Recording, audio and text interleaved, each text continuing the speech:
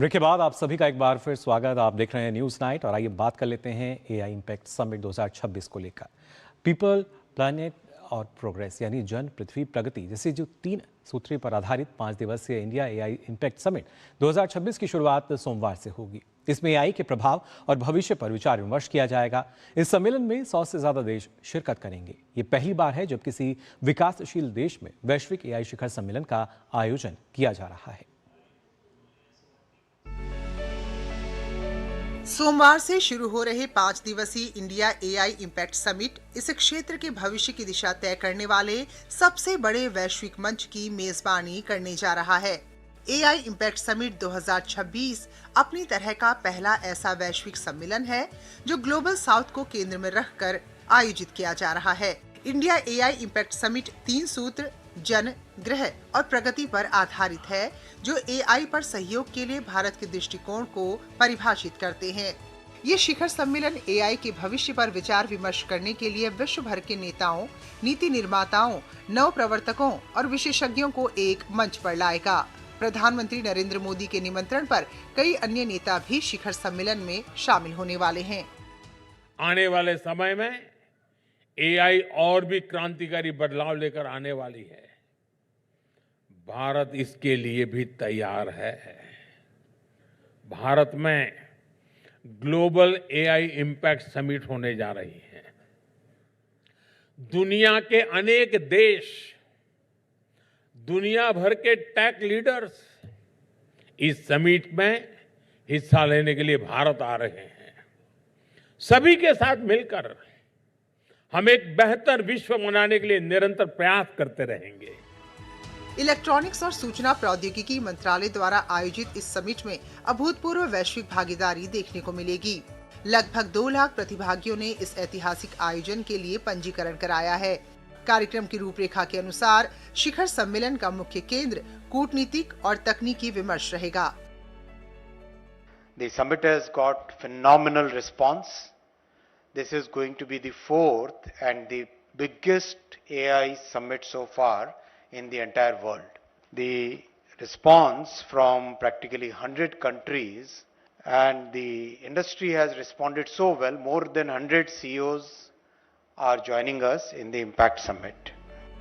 सोमवार को औपचारिक शुरुआत के बाद इन बैठकों में सेमीकंडक्टर साझेदारी, साइबर सुरक्षा और डिजिटल इंफ्रास्ट्रक्चर जैसे रणनीतिक मुद्दों पर चर्चा होगी। इस दौरान एक वैश्विक एआई सेफ्टी रोडमैप और संयुक्त घोषणा पत्र जारी होने की भी संभावना है। पहली बार ये समिट एक डेवलपिंग कंट्री में, country of the global south में आ रही। तो इस तरह से एक जो ग्लोबल नॉर्थ की नैरेटिव है उसको हटा करके जो हमारे जो डेवलपिंग देश है उनकी क्या प्राथमिकता है, उनको आर्टिफिशियल इंटेलिजेंस कैसे प्रभावित करता है, उनको क्या चीज़ों की जरूरत होती है, उनकी समस्याओं को निदान करने के लिए एआई क्या कुछ कर सकता है, एआई कैसे बायस फ्री हो सकता है, वो एक बहुत बड़ा नैरेटिव होगा। सम्मेलन का मुख्य उद्देश्य विकास और सुरक्षा के बीच संतुलन स्थापित करना है और इसके लिए 7 चक्रीय रणनीति तैयार की गई है। भारत इस मंच के जरिए एआई को केवल एक तकनीक के रूप में नहीं बल्कि सामाजिक परिवर्तन के औजार के रूप में पेश कर रहा है। माना जा रहा है कि इस आयोजन के जरिए भारत विकसित और विकासशील देशों के बीच एक सेतु के रूप में उभरेगा और वैश्विक एआई गवर्नेंस में अपनी अग्रणी भूमिका सुनिश्चित करेगा। Bureau report, DD news. तो जाना आपने क्या कुछ खास इस एआई इम्पैक्ट समिट में नजर आएगा। वहीं आपको बता दें, संयुक्त राष्ट्र के महासचिव एंटोनियो गुटेरेस ने कहा है कि भारत वैश्विक मामलों में प्रभाव रखने वाली एक बेहद सफल उभरती अर्थव्यवस्था है और ये एआई शिखर सम्मेलन के लिए उपयुक्त स्थान भी है। मैं इस शिखर सम्मेलन के आयोजन के लिए भारत को हार्दिक बधाई देता हूं।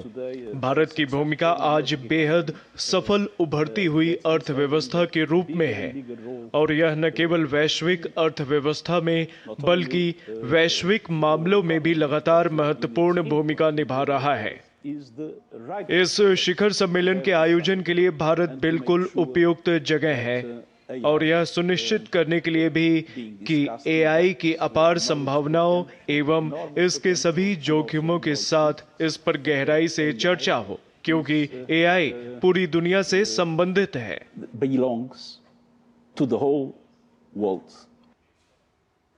तो एआई की अगर बात की जाए पूरी दुनिया से संबंधित है और किस तरीके से ये जो समिट है वो खास रहेगी, ये आपको हम यहाँ बता देते हैं क्या कुछ खास इसमें रहेगा। सबसे पहले बात करेंगे जो फोकस अगर खास तौर से देखा जाए, 30 सूत्रीय फोकस जो है वो यहाँ हमें नजर आ रहा है। और इसमें देखिए, पहले अगर हम पीपल यानी जन की बात करें तो जीवन को सुगम बनाने के लिए मानव केंद्रित एआई यानी उनका जीवन जो है उसको कैसे सुगम सरल बनाया जाए, तमाम सुविधाएं जो हैं वो मानव जीवन को दी जा सके, मानवता के कल्याण के लिए दी जा सके, ये इस पर एक फोकस रहेगा। इसके साथ साथ जो दूसरा फोकस है वो है प्लैनेट को लेकर, यानी पर्यावरण संवेदनशीलता जो है वो नजर आएगी और उसी के अनुसार हमें तमाम वो तकनीक पर काम करना होगा, वहाँ पर एआई का उपयोग करना होगा जो कि पर्यावरण के अनुसार अगर देखा जाए ना सिर्फ उस पर केंद्रित हो बल्कि वहाँ पर उसका जो लाभ है वो हमें ज़्यादा मिल सके, जिससे जो है वो बढ़ सके। साथ ही प्रोग्रेस यानी एक समावेशी आर्थिक विकास। जब वैश्विक स्तर पर हम बात करते हैं प्रोग्रेस यानी जो प्रगति है वो सिर्फ एक क्षेत्र तक सीमित ना हो बल्कि उसके जरिए अगर देखा जाए तो समावेशी आर्थिक विकास हो।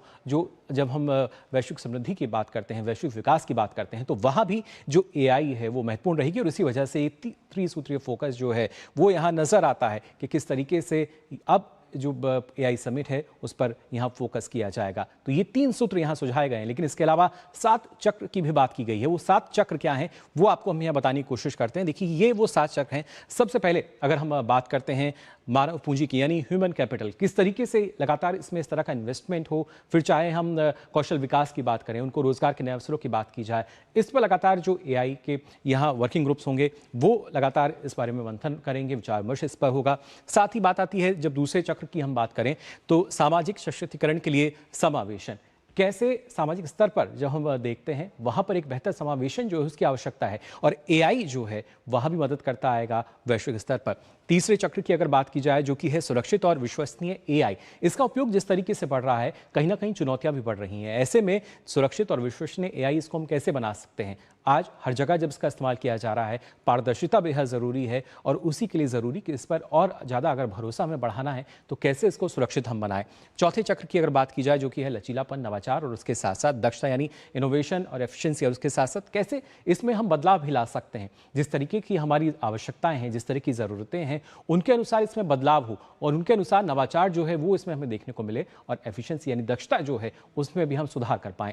साथ ही बात आती है पांचवें अगर हम चक्र की बात करें जो कि है विज्ञान यानी साइंस से संबंधित, कैसे हम वैज्ञानिक स्तर पर जब विकास की बात करते हैं और वो भी जब वैश्विक स्तर पर हो वहाँ ये महत्वपूर्ण हो जाता है। नई नई तकनीक, जो नया नवाचार है, कैसे वहाँ पर जो साइंस का इस्तेमाल है वो हम कर सकते हैं और उसके जरिए एआई जो है वो और महत्वपूर्ण भूमिका निभाता नजर आएगा। साथ ही छठे चक्र की अगर बात की जाए वो है कैसे सबके लिए जो एआई है उसको हम सुलभ बना सकते हैं, यानी खासतौर से अगर लोकतांत्रिक संसाधनों में हम देखते हैं हर किसी के लिए उसको अगर हमें सुलभ बनाना होगा, क्या कुछ हमें करना होगा। और ये सिर्फ एक क्षेत्र तक सीमित नहीं है, पूरे जब हम विश्व की बात कर रहे हैं वहां पर, क्योंकि वसुधैव कुटुंबकम की बात लगातार भारत करता आया है। साथ ही जो सातवां चक्र है वो है सामाजिक कल्याण और आर्थिक विकास के लिए एआई।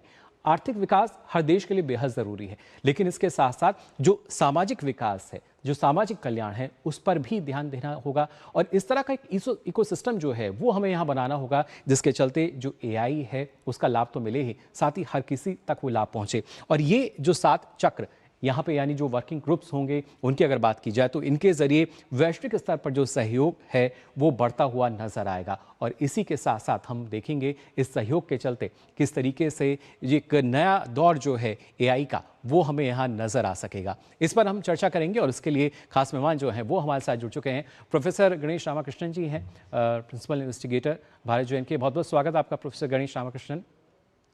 नमस्ते, प्रणाम जी। और साथ ही हमारे जो संवाददाता हैं हिमांशु वो भी हमारे साथ जुड़ चुके हैं। सबसे पहले प्रोफेसर गणेश आपसे समझना चाहूँगा, जब हम देखते हैं आज के समय में, क्योंकि ग्लोबल साउथ की अगर बात की जाए पहली बार यहाँ पर एआई समिट का आयोजन वो वहाँ भी भारत इसकी मेज़बानी करता हुआ नज़र आ रहा है, किस तरीके से वैश्विक परिदृश्य में ये एक दिशा देता हुआ नज़र आएगा? धन्यवाद इस प्रश्न के लिए। भारत ने बार बार यह सिद्ध किया है कि हम अपने सामाजिक, अपने शक्ति के आधार पर टेक्नोलॉजी को अपना सकते हैं जी। टेक्नोलॉजी को पूरक के रूप में अपना सकते हैं। यूपीआई का उदाहरण इसलिए बार बार देता हूं क्योंकि यूपीआई ने हमारी सेविंग्स इकोनॉमी को कायम रखा और साथ में डिजिटल ट्रांजैक्शंस को बहुत ही सहजता से आम व्यक्ति तक पहुंचा पाए। और अभी भी मैं जब विदेश जाता हूं तो हमें 3-3 क्रेडिट कार्ड ले जाना पड़ता है। तो जी। आप देखते हैं कि भारत ने हमेशा ये ग्लोबल साउथ को, मैं तो कहूंगा कि वसुधैव कुटुंबकम की भावना से भारत ने पूरे विश्व को मार दिखाया है। जी। तो सबसे पहला ये मेरा प्रधानमंत्री, माननीय प्रधानमंत्री जी, जब हम जनवरी 8 को मिले थे, उन्होंने एक बहुत महत्वपूर्ण विषय रखा था कि भारतीय लोगों की विशेषता ये भी है कि हमने एआई से डरा नहीं है। जी। हमारे लोग एआई से डरे नहीं हैं, किंतु उसे अपनाए हैं। अभी चुनौती हमारे सामने ये है, तो ये तो अच्छा विषय है जो सकारात्मक रूप से हम देखना चाहेंगे। जी। एक इसके साथ हमें ध्यान रखना होगा कि एआई को अडॉप्ट करते करते हम केवल कंज्यूमर न बन जाए। यहाँ तक कंज्यूमर नहीं, केवल प्रोडक्ट ही बन सकते हैं हम, क्योंकि एआई ऐसा विषय है कि हम ही एआई के प्रोडक्ट बन जाएंगे। जी। तो वो उससे हमें सावधान भी रहना पड़ेगा। जी। तो उसी दृष्टिकोण से हमने जो भारत जन में किया है कि एक इकोसिस्टम निर्माण। जी। अभी 9 एकेडमिक इंस्टीट्यूशंस, 100 से अधिक रिसर्चर्स और साथ में इंजीनियर्स, एक सेक्शन 8 कंपनी के माध्यम से इंजीनियर्स जो प्रोफेशनलिज्म ले आएंगे, इनको साथ में जोड़ने का कार्य। बहुत सारे सरकारी और ये पूरा वास्तव में देखा जाए तो हमारा सपोर्ट रहा है department of science and technology, India AI mission का बहुत बड़ा सहयोग, और साथ में मिनिस्ट्री ऑफ एजुकेशन, 3 मिनिस्ट्रीज के साथ। और जो पार्टनरशिप्स हुए हैं बहुत सारे स्टेट गवर्नमेंट्स के साथ हुए हैं, इंडस्ट्रीज के साथ हुए हैं, हॉस्पिटल्स। तो देखेंगे कि ये जब इकोसिस्टम खड़ा करते हैं तो हम हर किसी को एआई को सॉवरेन बनाने के लिए उसके भागीदार बना रहे हैं। जी। तो ये महत्वपूर्ण है कि हम इकोसिस्टम खड़ा करें जिससे हर कोई एआई को एक ग्लास बॉक्स, मतलब जिससे दिखे, जैसे हम कोई पकवान बनाते हैं तो पकवान बनाते समय हमें पता रहता है कि ये 5 इंग्रेडिएंट्स हैं। भारत में आज भी घर में लोग खाना बनाते हैं, उनको पता रहता है रेसिपीज क्या है, तो उसके अनुसार बदलाव ले आ सकते हैं। जी। तो वो ही हम एआई में देखें, जब ग्लास बॉक्स दिखेगा, रेसिपीज दिखेंगे, तो एआई का सही प्रयोग कर पाएंगे, न तो उसके प्रोडक्ट बन जाएंगे। यानी आवश्यकता अनुसार, निश्चित रूप से आवश्यकता अनुसार, बिना लोगों को रिप्लेस किए, क्योंकि ये भी नहीं इतना हावी ना हो जाए कि टीचर्स को हम रिप्लेस करने लगे। हमारे जो शिक्षक है उनके पूरक बने, हमारे जो छात्र है उनके पूरक बने, पर ये पूरक तभी बन पाएंगे, मैं पुनः दोहराता हूं, जब एआई को हम ग्लास बॉक्स के रूप में उसके रेसिपीज को समझें। जी बिल्कुल, पूरी पारदर्शिता जो है, प्रयास रहा है और हम बहुत इस सहर्ष विषय बताना चाहते हैं कि बहुत आगे बढ़ गए इस विषय में। धन्यवाद। बिल्कुल, काफी आगे बढ़ते हुए हम यहाँ नजर आते हैं। साथ ही हमारे संवाददाता जो हैं दिव्यांशु, वो भी हमारे साथ जुड़े हुए हैं। दिव्यांशु, आपसे भी जानना चाहूँगा, भारत मंडपम पे इस वक्त आप मौजूद हैं, किस तरह की जो तैयारी हैं वो की जा रही हैं? देखिए मुकुल, एक बार फिर से जो भारत मंडपम है वो एक ऐतिहासिक कार्यक्रम का साक्षी बनने वाला है, और यही वजह है कि तैयारियां लगभग पूरी हो चुकी हैं, भव्य ये तैयारियां की जा रही हैं। और कहीं ना कहीं ये पहली बार ऐसा हो रहा है कि किसी डेवलपिंग कंट्री में इसका जो है वो होने वाला है। सबसे पहले मैं आपको तस्वीरें दिखाना चाहूँगा। सामने खूबसूरत लाइटों में पूरा भारत मंडपम आप देख पा रहे हैं कि कितना खूबसूरत ये लग रहा है। अब से कुछ ही घंटे का वक्त बचा है जब यहाँ पर एआई इम्पैक्ट समिट जो है वो शुरू होगी, और 100 से ज़्यादा देशों के प्रतिनिधि यहाँ पर शामिल होंगे और इस पूरे एआई समिट का जो है उसके साक्षी बनेंगे। जाहिर है ये जो भारत मंडपम है वो कहीं ना कहीं अब अगले कुछ दिन जो है उस पर पूरी दुनिया की जो है वो नज़र रहने वाली है। जी मुकुल। जी बिल्कुल, यानी आकर्षण का केंद्र जो है भारत मंडपम रहेगा, यानी भारत जो है वो रहता हुआ नजर आएगा। और खासतौर से प्रोफेसर गणेश रामकृष्णन, अगर इस समिट में हम बात करते हैं, जो 7 सूत्रों को जिसकी हम जानकारी भी दे रहे थे, उनकी अगर बात की जाए तो कैसे उसके जरिए एक वैश्विक सहयोग जो है वो बढ़ता नजर आएगा? क्योंकि भारत जो है वो विस्तार की नहीं, विकास की बात करता है, और विकास, वैश्विक विकास। इसमें बहुत सारे जो हमारे स्तंभ है उसमें पीपल, प्लैनेट, पीपल और विकास, विरासत भी हो, विकास भी हो। और विशेष करके हम देखेंगे कि भारतीय भाषाओं में विविधता है किंतु उसमें समानता भी है। तो यदि हम ये दर्शा पाए कि विविधता में एकता, न तो केवल कल्चरल एकता, किंतु भाषा में जो बताते हैं प्रकृति प्रत्यय व्यवस्था हो, जी।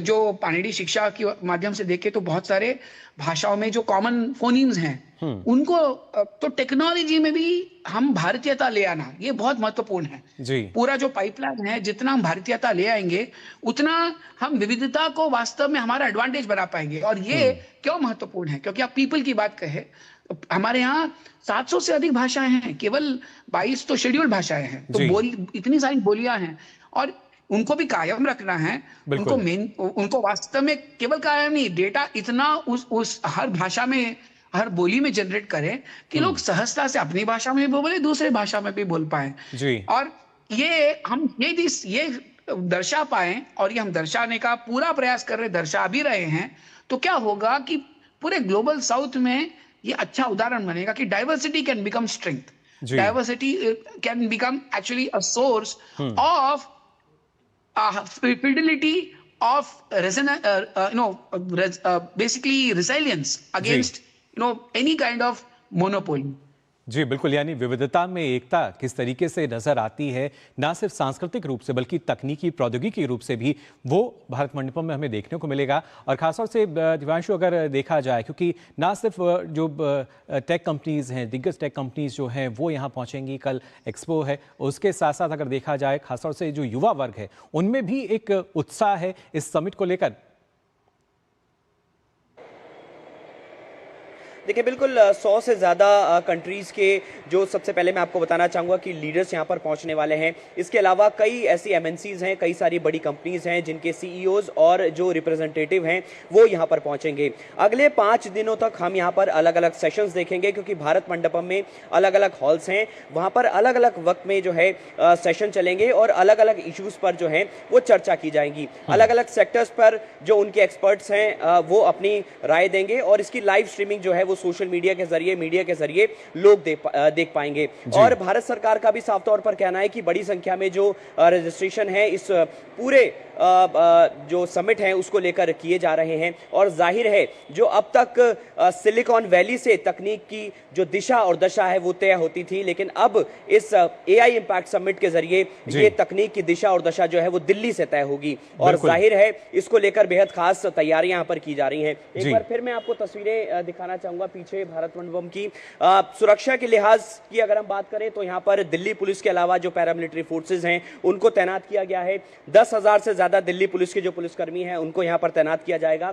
इसके अलावा जो पैरामिलिट्री फोर्सेज हैं वो भी पूरी तरीके से चाक चौबंद है, क्योंकि वर्ल्ड लीडर्स यहाँ पर पहुंचने वाले हैं, बड़े बड़े लीडर्स यहाँ पर आएंगे। तो सुरक्षा का जो है किसी भी प्रकार का कोई दिक्कत ना हो, इसको लेकर तैयारियां पूरी हैं। जी अपने आप में काफी खास और विशेष रहने वाली है एआई इंपैक्ट समिट, जिसकी शुरुआत कल से होने जा रही है। फिलहाल बहुत बहुत शुक्रिया दिव्यांशु आपका, और साथ ही प्रोफेसर गणेश हरमिशन जी आपका भी बहुत बहुत धन्यवाद हमारे साथ जुड़ने के लिए। तो जाना अपनी एआई इंपैक्ट समिट के बारे में किस तरीके से खास रहेगी, ना सिर्फ 3 सूत्रीय फोकस बल्कि 7 चक्र जो हैं वो काफ़ी अहम रहेंगे। फिलहाल हम यहाँ रुकने एक और छोटे से ब्रेक के लिए जल्द लौटते हैं।